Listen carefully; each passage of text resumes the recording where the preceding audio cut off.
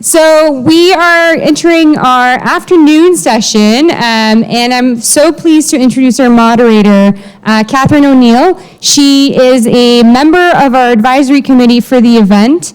There's few things that she hasn't done. She's done a lot of different careers and tried a lot of different things, but she's been very successful in having a great impact in all of the different things she's done. She's currently the CEO of the YWCA Edmonton. She's been CEO there since the first day of the pandemic in 2020.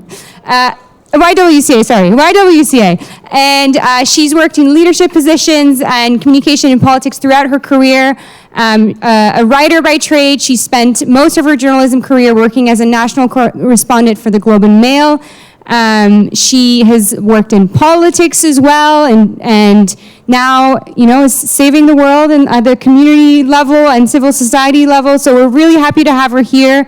You're in good hands with her and her panelists, so enjoy. Thank you, Katherine. Oh, sorry. Before we get started, just remember, if you want to submit your questions, you can scan the QR code there and submit your questions, thoughts, policy recommendations, and our wonderful Helen will be reading them out during the Q&A session. I'm done. Thank you so much, Katherine. It's great to be here. Coming from Edmonton, go Oilers, go. Prediction, we do it in 6, that's my prediction. Don't jinx it. Anyway, again, welcome everyone. This is the third panel of the summit entitled Canada's Fraying Social Fabric, Implications for Democracy. Before I introduce our panelists, I'm going to talk a bit about what this next hour looks like, frame the conversation. We'll then introduce our panelists, ask them for opening remarks, and then we will get into questions. We've set aside about 10 to 15 minutes at the end for questions from the audience, so please be thinking of things that you want to ask these folks about, maybe something they said or something that's been weighing on your mind. So again, welcome to the third panel discussion. We're going to be really digging into the long-term factors undermining the health and vitality of Canada's social society, and that may have been exacerbated by the pandemic and the rise of social media. As feelings of loneliness and isolation intensify, many traditional forms for discourse and connection have shrunk or disappeared altogether. This erosion of social cohesion is undermining our democracy and contributing to a rise in disillusionment and the growing appeal of intolerant extremism in Canadian communities. This session will not only examine the role of social media in both perpetrating and mitigating these issues, but also discuss actionable strategies to mend that fraying social fabric. So hopefully you'll leave here very hopeful.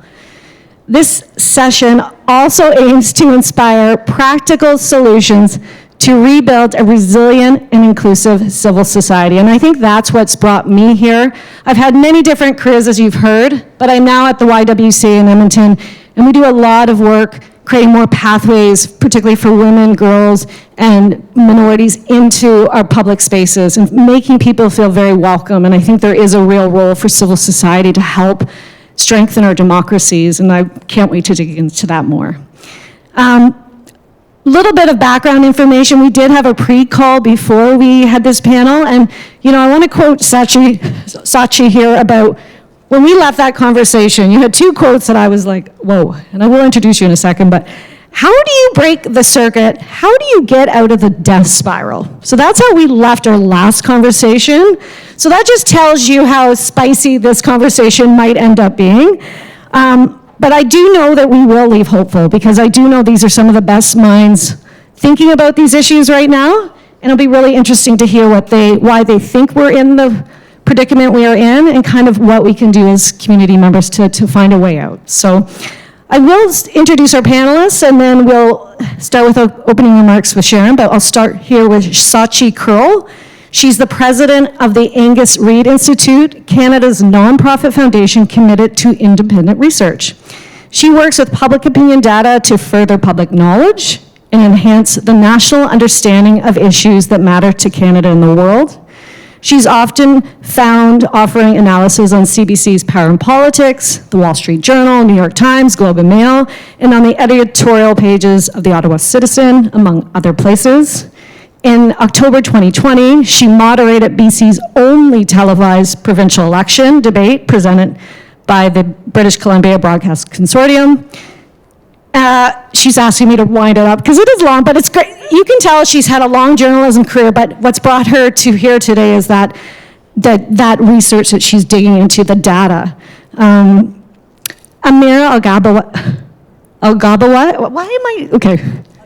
Elghawaby is to her left, your right if you're looking at us. She is a journalist, a human rights advocate. She's become Canada's Special Representative on Combating Islamophobia in January 2023. Prior to her appointment, she was a contributing columnist at the Toronto Star, offering frequent media commentary on equity and inclusion. Amira, with a background in strategic communications and campaigns, previously worked at the Canadian Race Relations Foundation and held roles in Canada's labor movement and the National Council of Canadian Muslims. She has been actively involved in initiatives countering hate and promoting inclusion, including as a founding board member of the Canadian Anti-Hate Network. She has served 2 terms as commissioner on the Public Policy Forum's Canadian Commission, that's a tongue twister, on democratic expression, and currently sits on the National Security Transparency Advisory Group. A writer in residence at the 2019 Banff Center for Arts and Creativity, a beautiful place. She also holds an honors degree in journalism and law from Carleton University.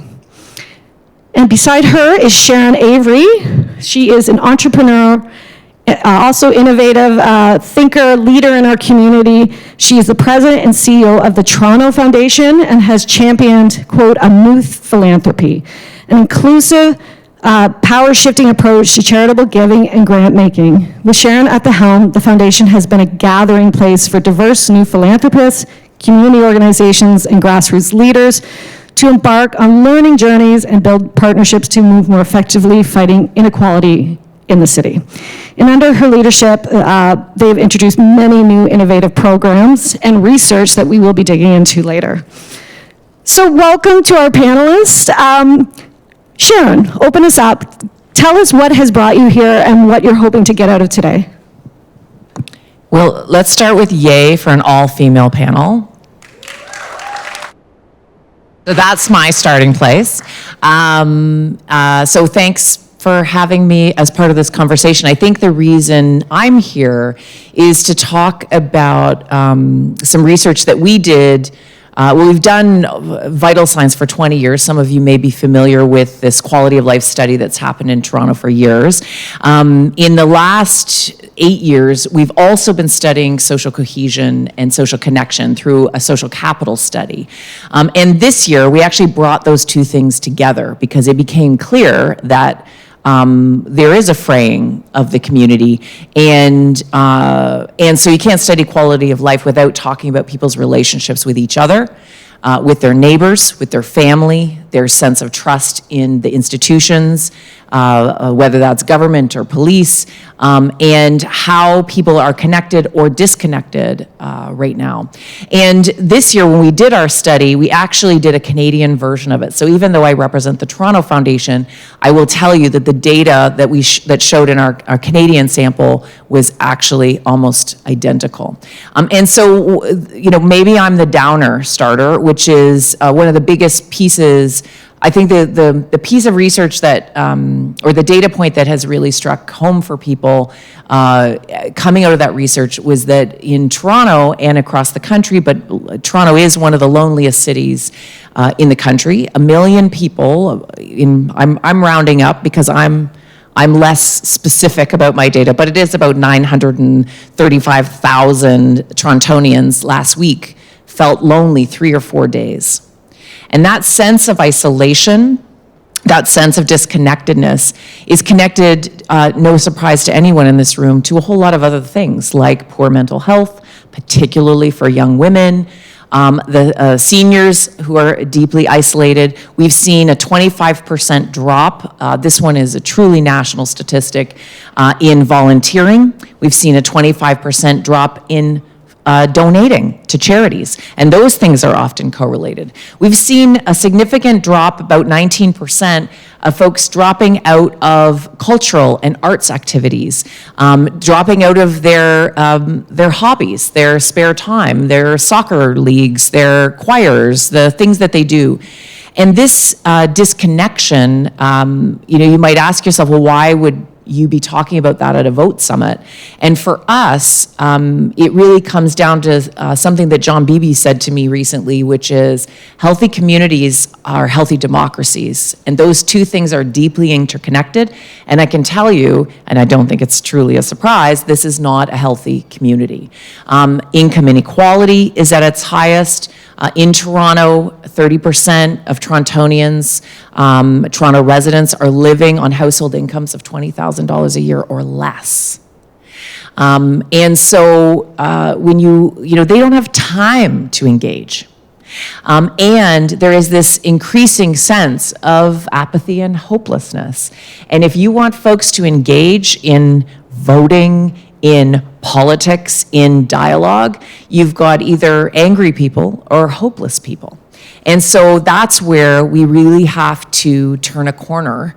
And it is a daunting task, but that is part of what we'd like to see, people coming together and collaborating in a different way. But we'll talk about that more. Amazing. Amira. Thank you so much. Well, first of all, it's a pleasure to be here at this panel with this incredible group of women. Just off of your points, Sharon, I think what I would bring to this conversation as well is that in a moment like this one, where, as you described, there is so much social isolation, there is so much disconnectedness, there is nevertheless the human need to find connection. And so in a moment like this, where do people do need to try to find that? And the greatest fear that among the greatest fears that those within vulnerable, racialized minority communities, for example, Muslim communities, have been seeing a rise in hatred, Islamophobia. Tomorrow is the 3rd anniversary of the attack on our London family. 4 members of a single family who were out for an evening walk in 2021 and who were specifically targeted because of their identity by an individual who was broken, who was hurting, and who hurt people. And this is, that's sort of the worst manifestation. It's of a continuum of harm that we see in our society, where people do want to belong. They do look for being part of a group, an in-group, and then there's an out-group. So who are those in-groups, out-groups around us? And that greater polarization, Sharon talked about people who are either angry or hopeless. Well, the ramifications on our social cohesion are quite significant in the sense of how do we then get along in a society, in a democracy, and if people don't have opportunities to ways in civil society through these various means of getting to know one another and talking to each other, then indeed, what fills their minds may be these harmful, dangerous narratives that circulate online, that we know algorithms, will pull them down rabbit holes and into spaces where, again, they will only reinforce preconceived notions, and where that harm, can have real ramifications. The former clerk of the Privy Council, Michael Warnick, has warned. We're very worried about politics in a moment like this, where there can be deadly impacts on individuals, and we're seeing people drop out. We saw, where I'm in Ottawa, the Gatineau mayor who dropped out of being mayor because she just could not continue to survive in an environment in which she felt so threatened. So the overall climate of hate and anger and polarization, which targets, again, minority communities where there's already pre-existing notions and narratives about who they are, which are sometimes even weaponized against them, especially in a moment like the one we're in right now with the war in Gaza, and where we're seeing anti-Palestinian racism, we're seeing anti-Semitism, we're seeing Islamophobia, and those who benefit from these divisive narratives and who benefit from dehumanization. And so it is sadly a toxic mix dynamics in which we struggle to find space to reach across these divides and humanize one another. Thank you. Shachi, what is I've given them a taste of what you've been thinking about. Tell us about what brings you to today, and like what's the research showing us? It never occurred to me when is this on? No. Nope. So there you go. No. Now is it on? Oh, now it's on. I was introduced as someone with an extensive background in journalism, but my work as a pollster came quite by accident. I am the ultimate accidental pollster. I kind of stumbled into that second chapter of my career. It never occurred to me that doing public, independent work, not paid for by clients, and basically measuring public opinion for the sake of creating a data set that everybody would be able to access and everyone would be able to understand what other people are thinking, it never occurred to me that that would be a radical act or an act of subversion or an act that would rattle so many cages. I did about 18 interviews on CBC Radio yesterday morning. They have this thing called syndication. You basically do every morning show across the country. So it was really fun saying it 18 times in a row. But talking about public opinion around campus encampments.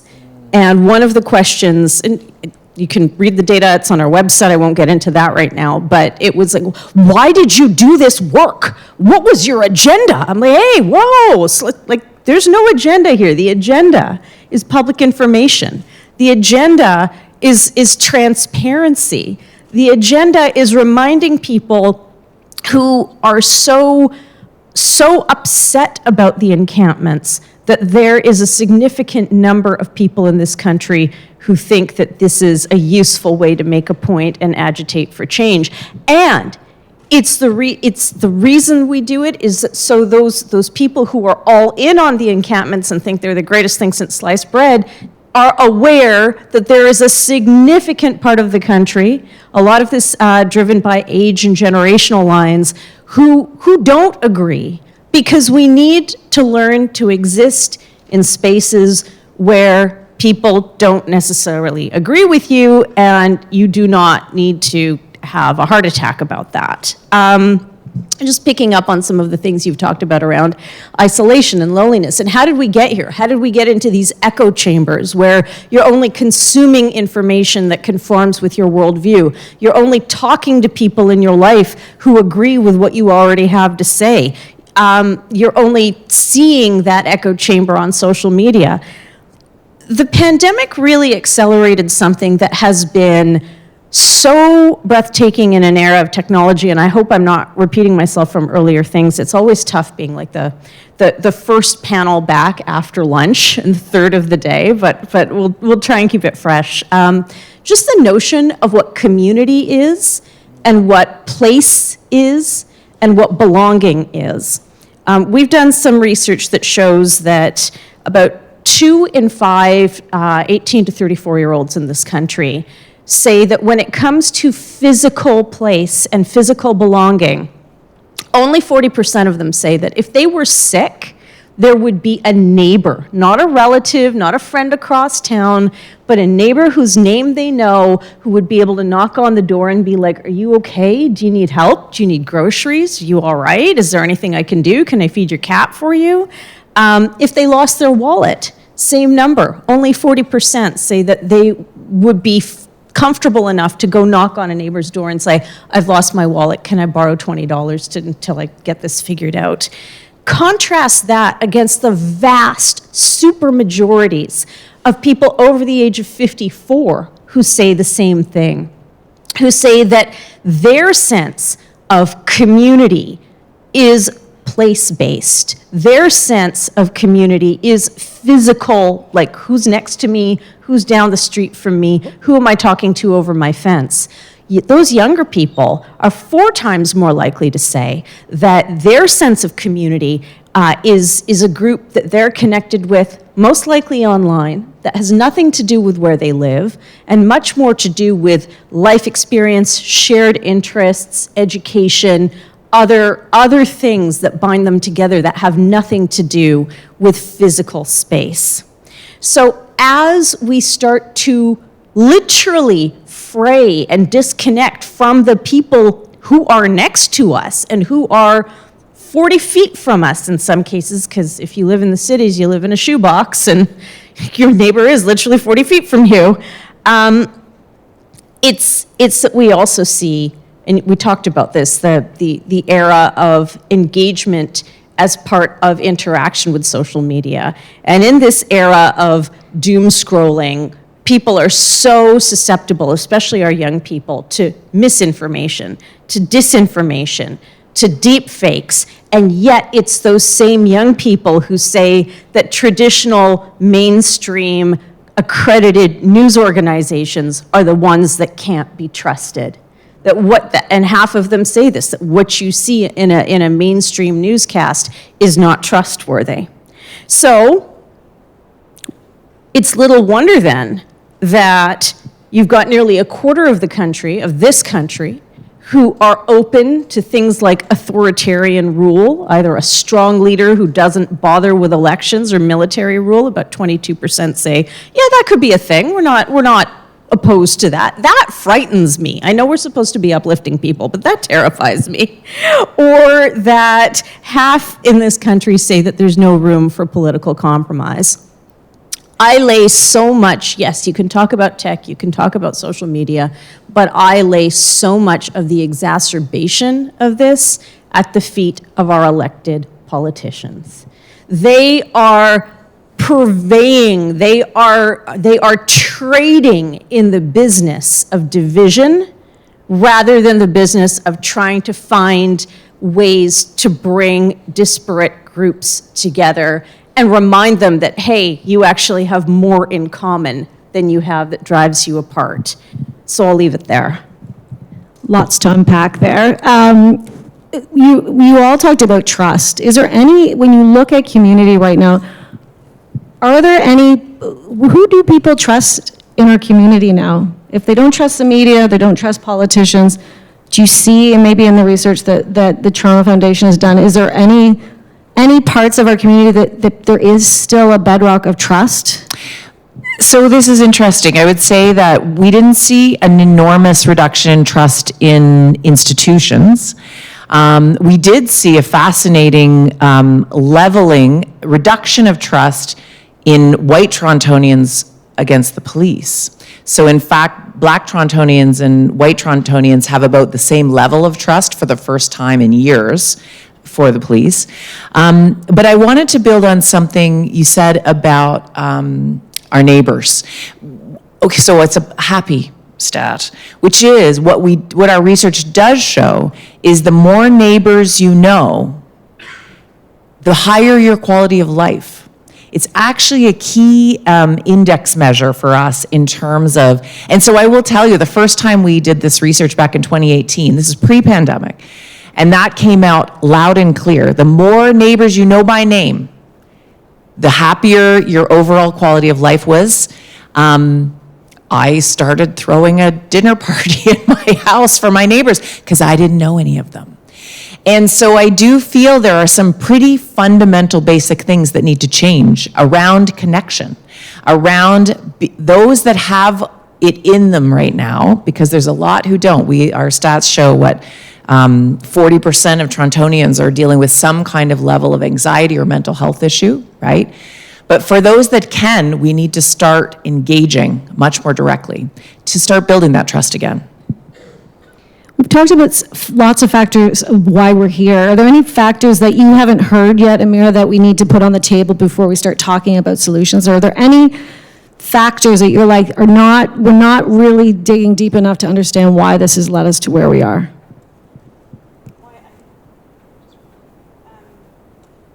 I think we've actually touched on quite a few, but I think where we can prod a bit more deeply are maybe two. One is, and it was raised by the socioeconomic inequality and the privileges that people do and don't have, and so some of these conversations even are absolutely moot to various parts of our communities who don't don't have the time. It's survival mode. There will be communities created in those spaces nevertheless, and it is through those everyday conversations and sometimes community engagements at the public transit near you that you're taking, that those relationships will be built, and which do absolutely increase overall well-being. And so we know how important those relationships are. So the socioeconomic, the privilege. The other one is around just discriminatory treatment. So obviously there's disparate experiences with our various types of institutions, whether we're talking about schools, whether we're talking about workplaces. And there was a reckoning after George Floyd where, corporations, businesses, governments, everyone said, we see it. We see the racism that has been, anti-Black racism. We want to do better. We need to do better as a society. And there was that moment.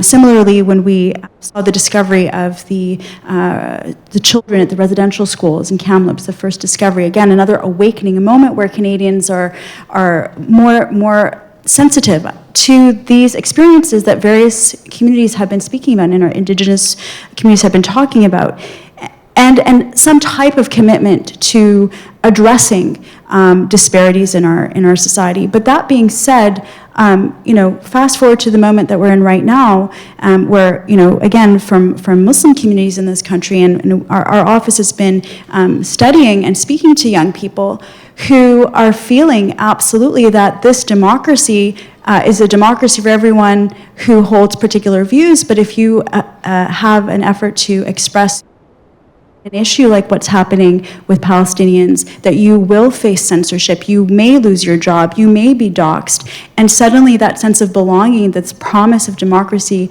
this promise that our institutions will do better and reflect the needs of identities and the various identities within their spaces, all of a sudden it seems to be nothing more than lip service. And so what I fear in the term belonging, Shachi, you mentioned belonging, I'm very concerned, again, because our young people are online. They're seeing what's happening in the world, and they're expecting to have space in their institutions to talk about it and to practice that civic engagement. Because you're not born knowing how to engage. You're not born knowing how to speak about an issue in a way that is balanced and well thought out. You have to learn these things. But where educational spaces are not creating safe space for people to have these conversations, there is a real sense of turning away and a real sense of exclusion. That, I don't think, bodes very well. Lots of chatter about community and what it means, and there is still lots of community online. People have communities, but we know that not all communities, as we go back to the healthy communities versus not. So when you look at the research about community, what are you seeing, and does it back up to what the foundation and others are seeing? Do people feel that because people have a sense of belonging to something, but why is this becoming this fraying of social fabric? It's because everything is siloed now. It's that community, and this goes back to what I said earlier, my community is only my friends and people who agree with me and people from my ethnocultural, socioeconomic, etc. background. I mean, my parents were kind of weird. I was raised Hindu, I am Hindu, but we lived near an evangelical church, and my mom would pack me off when I was little. It's like, go to Bible study with the other kids, go make friends. I mean, that level of exposure and being confronted or exposed to things that are unknown, that you don't understand, that you don't quite get, and having and learning, to your point, the learning to sit in those moments, or you learning to get to know your neighbors, but also maybe realizing that some of your neighbors may have absolutely nothing in common with you, but it doesn't mean that you won't say hi to them in the morning, or you won't look for shared and common ground. And it trickles, it is again driven now in terms of our public discourse through a narrative lens that is driven even by accredited mainstream media, where certain issues are elevated, certain issues are fixated upon, and other issues are not, and it has very little to do with who is affected and the number of people affected. An example I will give you is around demographics and our aging societies. We are heading, well, we are in the middle of, and we are heading for a deepening crisis around elder care, palliative care, the isolation of seniors. We are on track to have the most living super seniors in this country at any time. Are we having conversations about that? Are we talking about that? Are we talking about what we can do as individuals to make that less worse? We're not having those conversations because we're focused on a little bit over here and a little bit over there and a little bit over there. I feel like you want to interject. No, well, yeah, and the bubble, like we're just so in our bubbles. We think we are having these connections, but we're really just, it's not deep. There's no breadth to what we're doing. It's very... Well, and more than that, there is judgment associated with everything now. Yeah. So if you don't think this, you are bad. If you don't agree with that, you are bad. And we have a nation and we have communities, small c communities, and literally big C communities as well, talking past each other. Nobody's talking to each other. And I see it in our data all the time. We've done polling where it's like, okay, describe somebody who would vote for party X. And if you're party Y and you've decided that you would never, ever bring yourself to vote for party X, you think those people are basically six-toed, mouth-breathing subhumans. And by the way, they think the same way about you. How did we get here? What the hell is happening? So when I ask the question around, like, how do you break the circuit? How do you get out of the death spiral? What are we hearing from our institutions and our leadership around, no, hold on, like that John McCain moment where the nutty woman started calling Obama a terrorist or something. He goes, no, ma'am, he's a public servant. We don't do that in this country. She called him a Muslim, but okay. yeah, so he All had right. to correct that. Okay.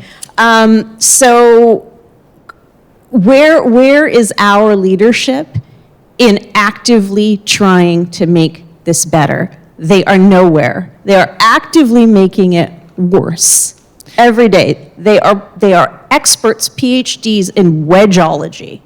There's another piece of this. So you asked earlier, what's the other piece that we haven't touched on? And it's one no one ever wants to talk about, which is the hybrid workplace or the remote workplace. So there's another layer to this that even, and I remember my colleague Julia's in the audience here, and she's the brains behind our vital signs report if anyone wants to talk to her afterwards. But I remember us having this debate. Could we actually say, if we were all actually together more, things would be somewhat better? And I feel like, to your point about the dearth of leadership today, it is the politicians, but it's also institutional leaders, it's leaders within workplaces, and young people's pushback of wanting to be in those traditional spaces. And I'm not saying I'm loving, frankly, my hybrid life. I really am. But I am consciously face-to-face with my team 3 to 4 days a week now, and you can feel everyone doing better, connecting better. So I think there's a lack of will to even step into these conversations, but also to force ourselves back together again, because it makes me very sad. My daughter is 17, and I said to my husband this morning, I never thought it was a radical move, but in the middle of the pandemic, she got off social media entirely, and she has never gone back. And I said, at the time we said, oh, good. But now I realize it's actually probably been essential to her mental health. But so I need parents to be stronger. I need the school system to be stronger. I need politicians to be stronger. And I keep saying this, and I don't know how to say it right, but those of us that are still feeling somewhat optimistic and have the power to do so, that have the privilege to do so, can step into these spaces and demand that we get in person again, that we learn how to have dialogue that is not necessarily in agreement, but in mutual respect. Amira. Well, I was just gonna add. So first of all, my dad also made me go to Bible study because he wanted me to learn. So we have that in common. I also used to do Christmas caroling as a brownie, which I loved. I had the best voice in my view. But no, what I would just say though too is something that we can think about a little. It's those examples, brownies, Girl Scout, like all these opportunities to bring people together that are very valuable, but also within, for example, within faith-based communities, when they do go to synagogue or when they do go to the mosque or the church. And of course, we do see that there is less engagement in these spiritual spaces, but that also is a place where people can find one another, can find purpose.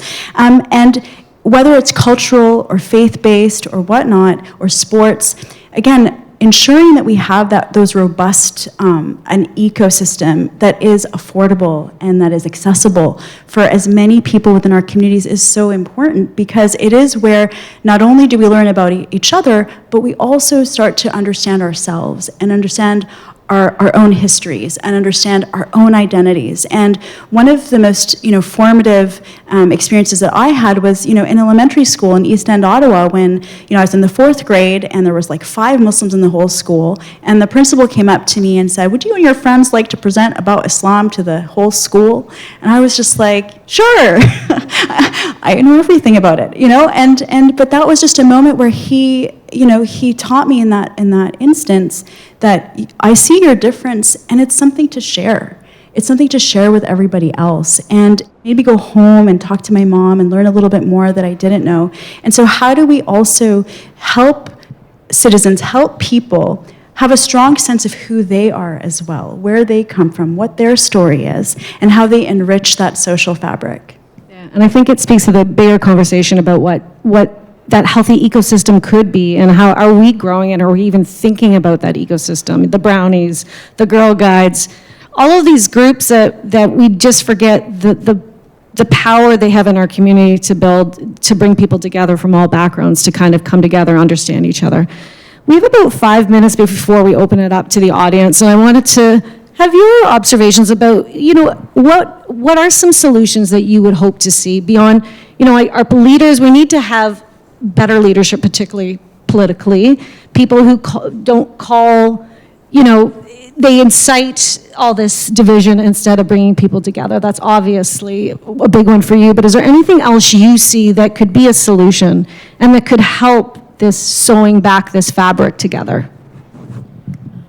I think that it just starts like very personally, and it starts frankly around not beating yourself up for no longer having the language to feel like you've got the empowerment or the language or the skills to have difficult conversations. A study that we did last fall around the culture wars actually showed that 60% of Canadians are completely exhausted by a lot of these conversations that are happening over and over and over again and seem to take up a disproportionate amount of oxygen in the public discourse.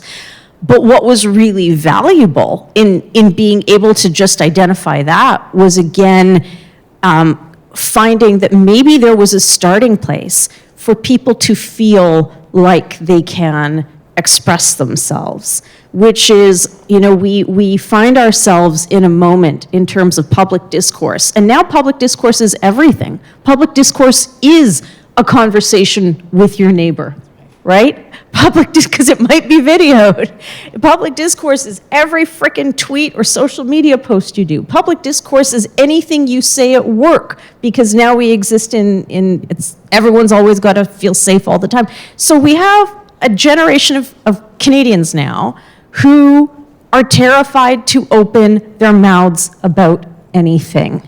And in that silence, the vacuum occurs. In that silence, the division occurs. And it shouldn't feel like such a brave thing to be like, can I ask a question?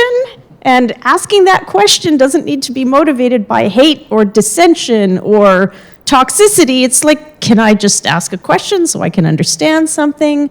Can I offer a secondary point of view or a different point of view that others may have? So trying to find the safety in dialogue is something that I think it needs to happen. How we equip people once again with those skills. Maybe you can do that.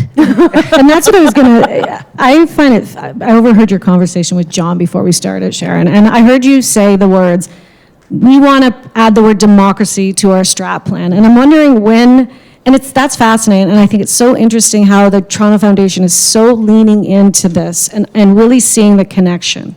So talk to us about how that happened and what, hopefully, what's next, what's coming down the road, because you obviously you are looking at it very closely and looking at this as being a solution. So for us, it looks like the power of the collective.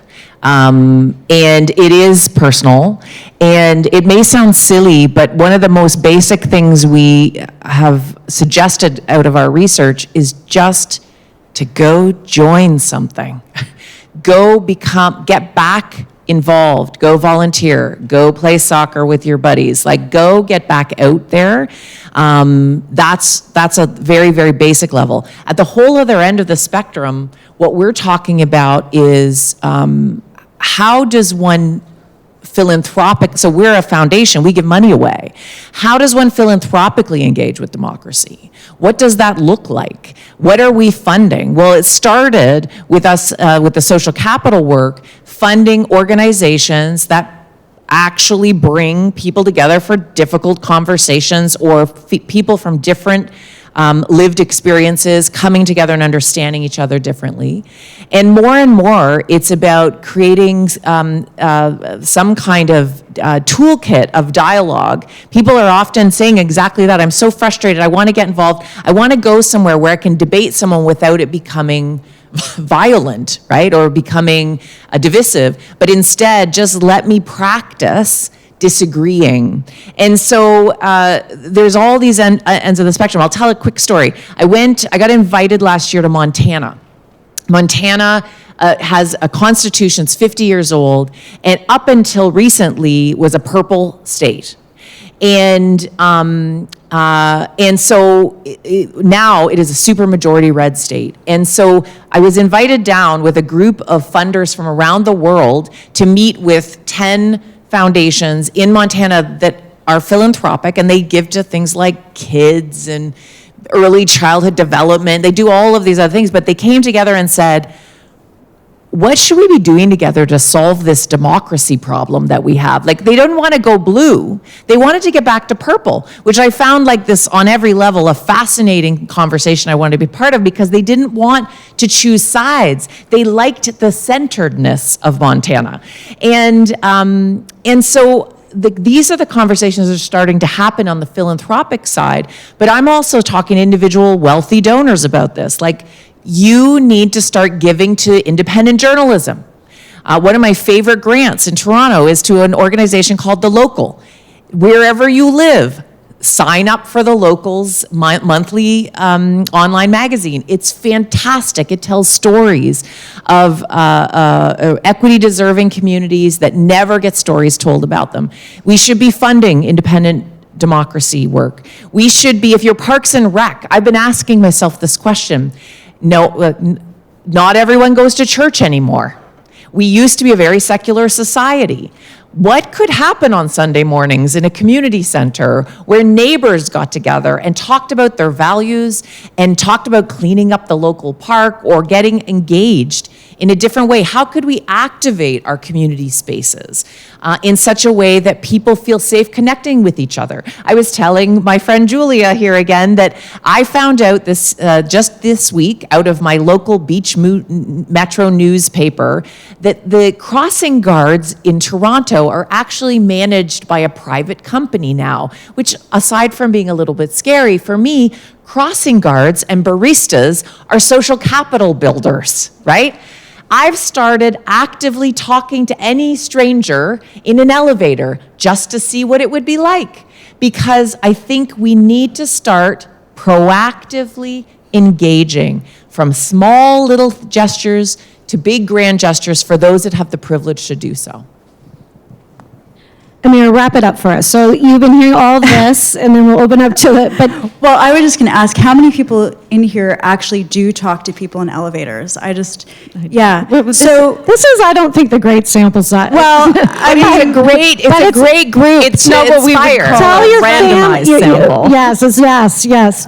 But definitely, we need to be telling our family, our friends, this is, we all have to be doing this work. Yeah, and the one time I'll reference a study, given the theme here, but I'll just say, well-being goes up for people who do have these small conversations throughout the day, whether it's with the person you're grabbing a coffee from or someone in an elevator. So I totally agree on that. But I guess the final point I'll just say, it's not only the asking of the questions, it's not only the dialogue, it's not only finding that, but it's also the listening. The active listening. A couple of nights ago, actually it was last night, I was at the Aga Khan Museum, and there was a live recording of a podcast called This Being Human. It's with TVO. And the person they were interviewing was a UK-based filmmaker named Dia Khan. And she has produced award-winning documentaries, including with white supremacists, talking to white supremacists. And one of the things she talked, and she's a brown Pakistani, Muslim, British immigrant woman, and she found herself at Charlottesville.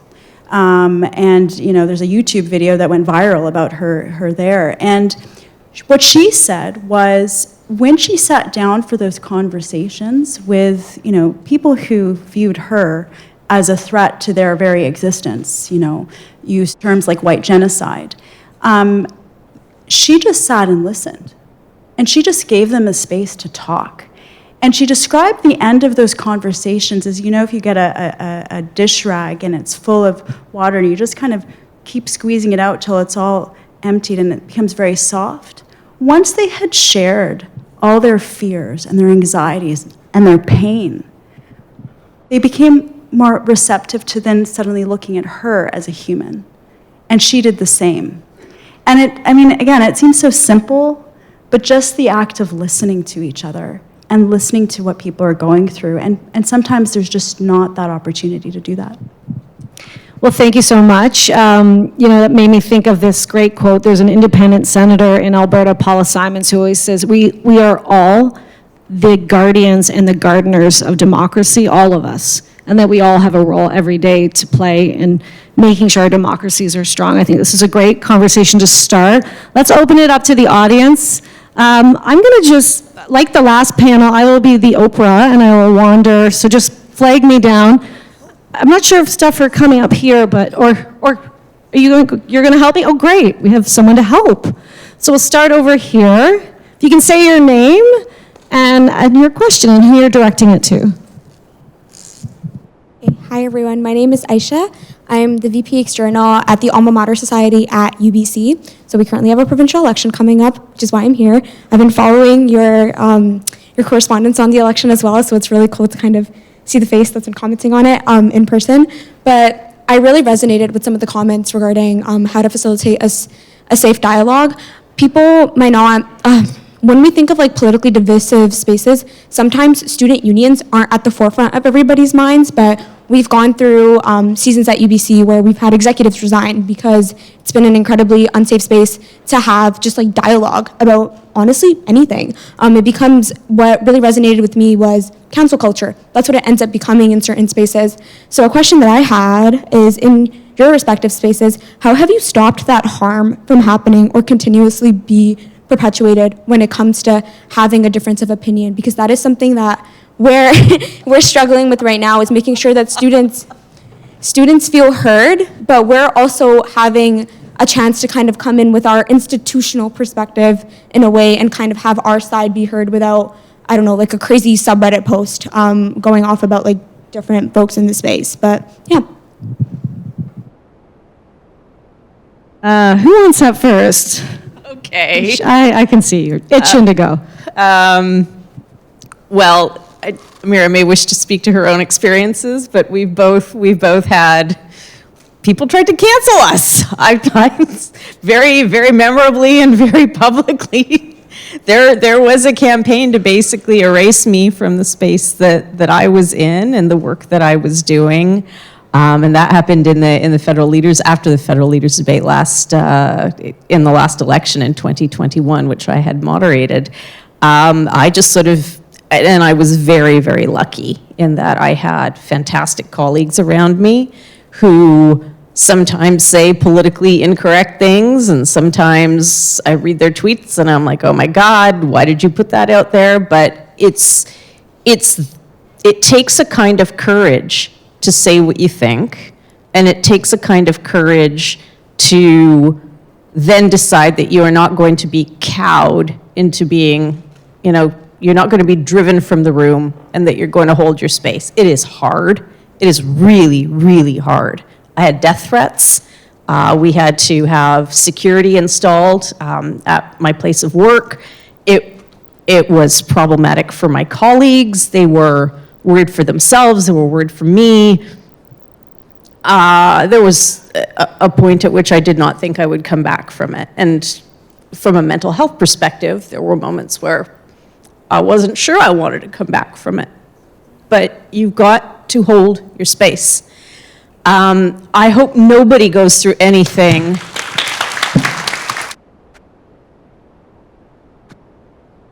as dramatic or as traumatic as that. But two things can be true at the same time. And what we need to retrain our brains around is the ability to hold two thoughts in our heads and not have our heads explode. And most people can actually do that. Who can't do it? Increasingly, you talked about independent journalism. I'm a former journalist. I look at what's happening in newsrooms now. It's terrible. There is no institutional memory.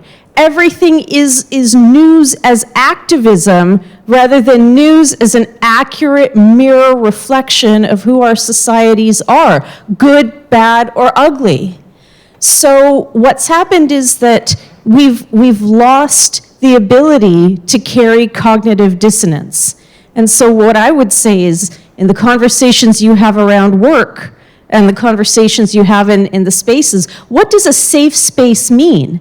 Safe space for dialogue is not, you said something and I don't agree with it and it hurt my feelings. Safe space for dialogue is, you said something and I said something and now we're both uncomfortable, but we are going to hold our space and not stab each other in the eyeball with a chopstick. Graphic. Well, I would just say about that, unfortunately, there are those who find it much simpler to engage in anger and feed anger versus actually engaging with the ideas that people are actually putting forward. And so the challenge for any space, whether it's for student unions or anywhere else, is how do we foster a space in which that's not the way we're going to operate. We are not going to, and again, when you talk about Shachi, and all of us, I think, can agree, we do look to our leaders to model that type of behavior. And unfortunately, what we generally see right around the world is because of social media, because of clickbait, because of wanting to go viral, it's not the well thought out argument that is going to reach many people. It is going to be the 30 seconds or the 60 seconds of attacking someone and smearing them and describing them in a way that reinforces stereotypes and preconceived notion and misogyny and racism and all of it. And so for young people, I hope you figure out a way. I hope you lead the way on how we get beyond this, because the adults they're not working. The way they're going about it's not working. I think Victoria had a question over here in the blue.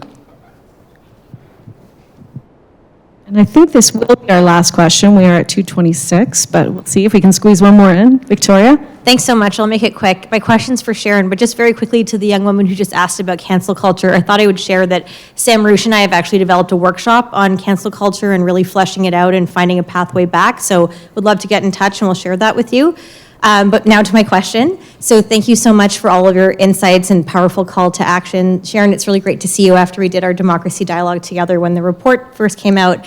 So my question is, I'm wondering if you can tell us a little bit of the stories that came out of the Power of Us granting that you did, because I love the framing that the organization took in terms of really sharing the problem around loneliness and democracy and social connection.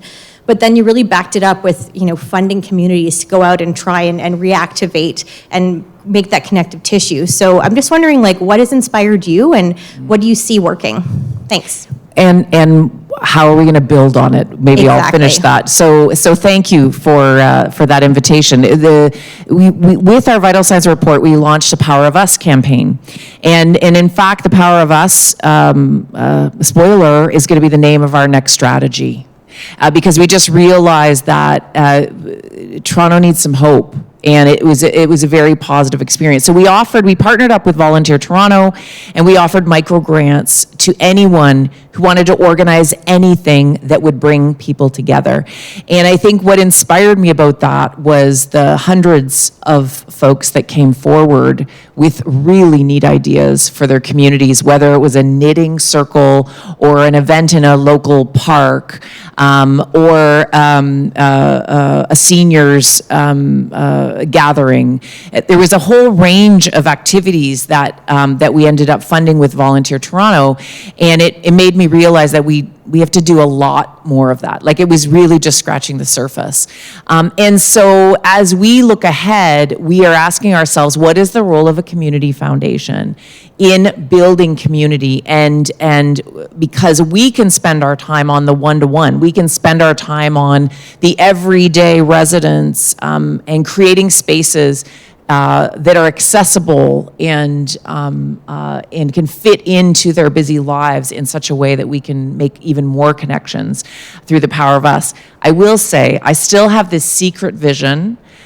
For what it's worth, I'm putting it out to the universe, that one of our funds at Toronto Foundation are the guys from Choir.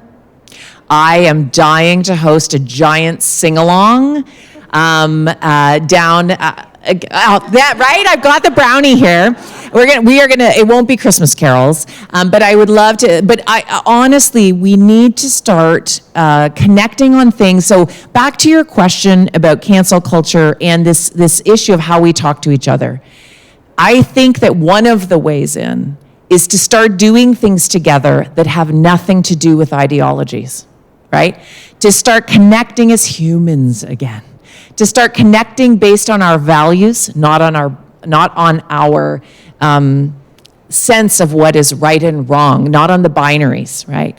And so, honestly, it sounds ridiculous, but I think a giant sing-along is one of those examples of things that start to bring people together in ways that help us forget, albeit a larger mess out there, but I was heartened this week with the election in India. We didn't know which way. It's better than it could have been.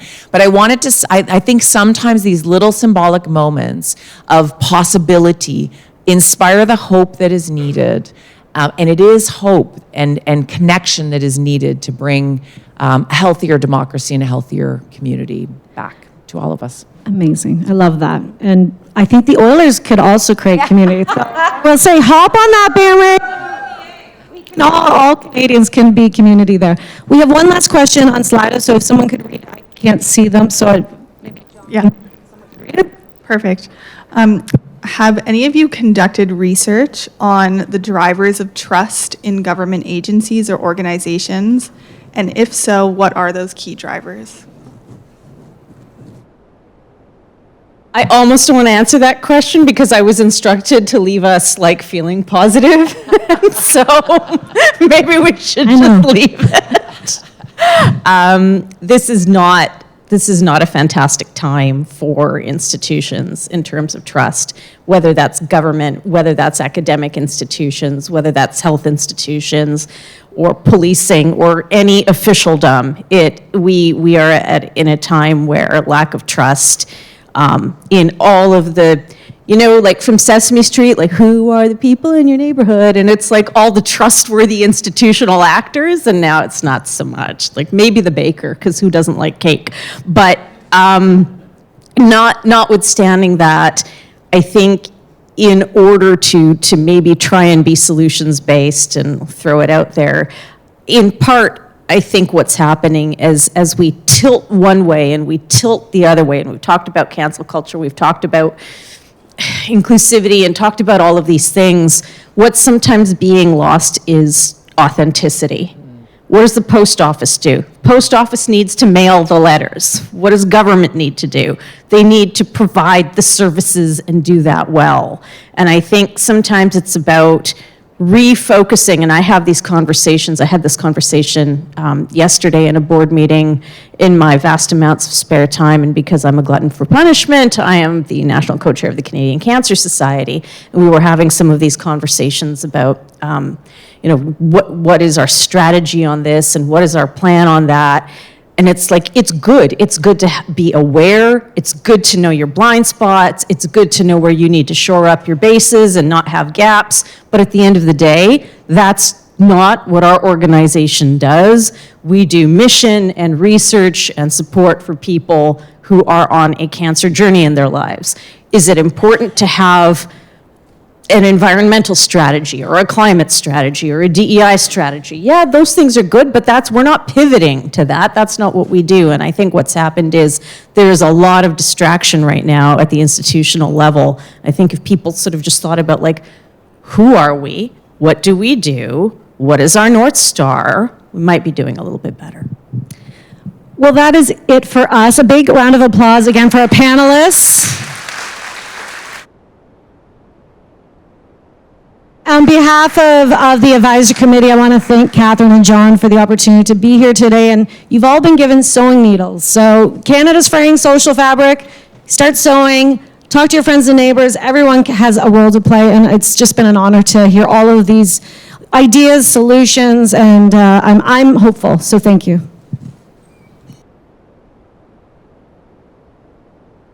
Thank you again.